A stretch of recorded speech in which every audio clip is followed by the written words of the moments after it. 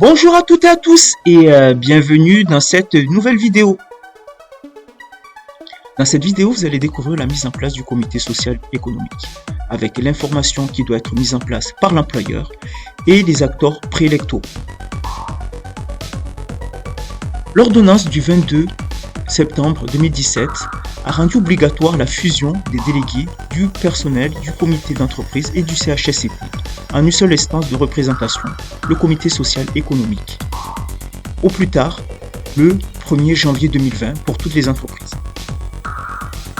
Certains accords majoritaires peuvent faire intégrer au sein de la fonction des négociations d'accords d'entreprise assignés aux organisations syndicales. Ils prendraient le nom de conseil d'entreprise. Ceci, nous le verrons dans une prochaine vidéo. Tout chef d'entreprise doit constituer un comité social d'entreprise dès que le seuil de 11 salariés est atteint. Ce seuil de 11 salariés concerne la totalité des différents établissements. Dès que ce seuil dépasse plus de 12 mois consécutifs, une information doit être effectuée au personnel afin d'organiser les élections avec un délai de 90 jours qui doit séparer la date d'information à la date envisagée de vote.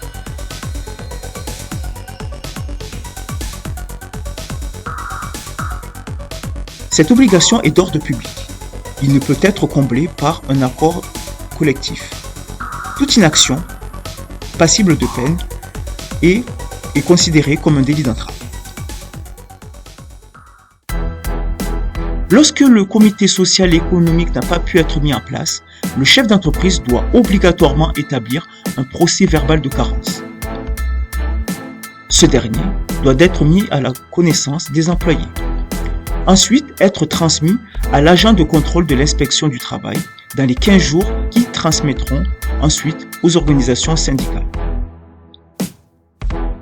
L'employeur sera dans l'obligation de renouveler l'information tous les 4 ans pour de nouvelles élections et à nouveau dresser un procès verbal à cas de carence, le cas échéant.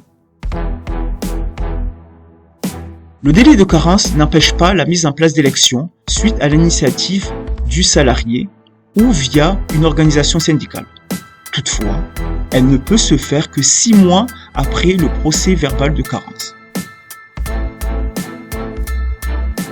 L'employeur devra inviter par courrier, dans un délai de 30 jours de l'information des élections et de 15 jours avant la première réunion d'information, toutes les organisations syndicales légalement constituées, indépendantes, avec des valeurs républicaines, à participer à la mise en place d'un protocole d'accord préélectoral.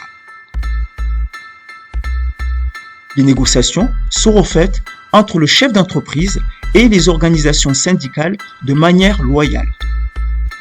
Pour cela, il devra transmettre les documents pour contrôler les effectifs. Ce protocole devra être validé et signé en respectant la règle de la double majorité, soit la majorité des organisations syndicaux présentes à la négociation et parmi ces signataires, les OS représentatives.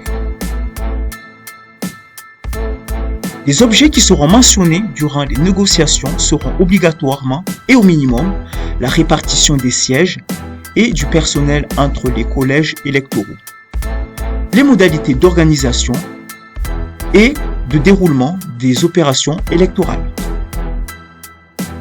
D'autres thèmes peuvent être abordés comme le nombre de sièges et de volumes horaires au sein de chaque collège, réduction de la durée de mandat ou des recours au vote électronique. En cas de litige, le tribunal judiciaire sera garant de la décision finale en annulant, par exemple, l'accord ou en redemandant un nouveau vote. Merci pour cette vidéo et je vous dis à bientôt.